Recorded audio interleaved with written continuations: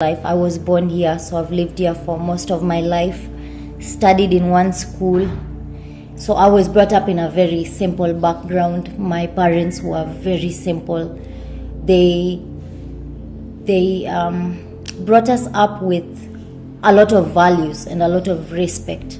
So I've not grown up in a background full of a lot of money, but I've grown in a background full of a lot of respect.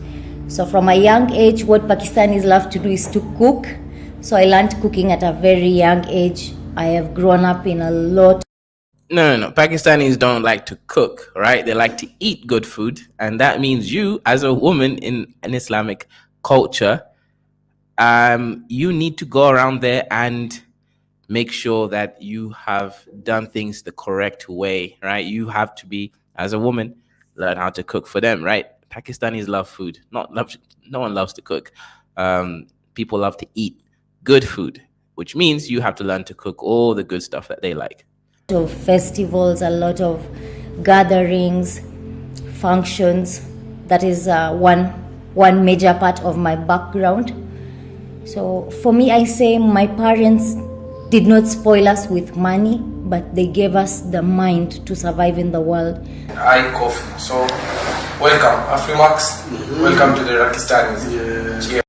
I'm not gonna lie, they don't look dusty, man.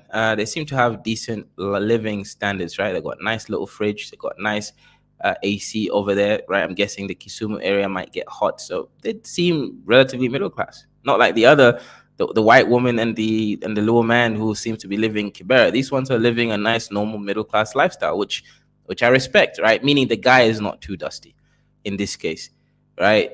That's most likely what's going on here, right? So I actually trust in this relationship more than I did the one with the white lady and the little man, right? That one looked like some fetish stuff going on and some exploration stuff. But this one here, as I mentioned, they live a normal life, just normal people.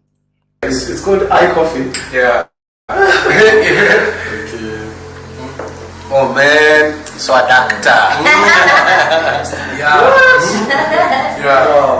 So as I've said, I've grown up in a single home. So most of the time my mom wasn't around. I had to be in charge of the home at all times. Yeah, so that has always given me that, whatever I want, I go and get it immediately. Even though they were born in the same place, they didn't grow up together. Now, you might wonder, how did they end up having a relationship that brought them to where they are today? As I said, I grew up in one school. So from class 1 to Form 4, I have studied in one school, Jalaram Academy. There's where I met my dear husband. So as soon as I started learning about love, Ian was there in my life. That was in class 8. I was 12 years old. I was just learning about relationships, that you grow and these are feelings you have, and that is when Ian was introduced into my life. So when I saw Anaika, it didn't initially begin as, okay, this is where I'm going to settle down. Like, it didn't begin like that. In fact, I have never been with someone else ever. Anaika is the only person I've ever been with. Number one. And last. Yeah, fantastic. Yeah. So when we started, it wasn't that serious. As you've heard, 4 years it took us just to sit together. Yeah, so when we began now interacting, I came to really love her. And apparently God was giving us the opportunities. It was more of us to take it. So many people find it funny, but Ian and I noticed each other the first day. And the first day that we noticed each other, ever since then, here we are. We normally argue about the class it is. So this was in class 8, but the subject was different in Ian's mind and mine.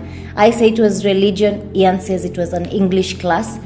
No. Yeah. Okay. Yeah, but the class is the same, but the subjects differ. Like Ian is like the same. You are not sure. Yeah, but the class, the scenario is the same. Mm-hmm. So we were in class 8 as I told you when we met.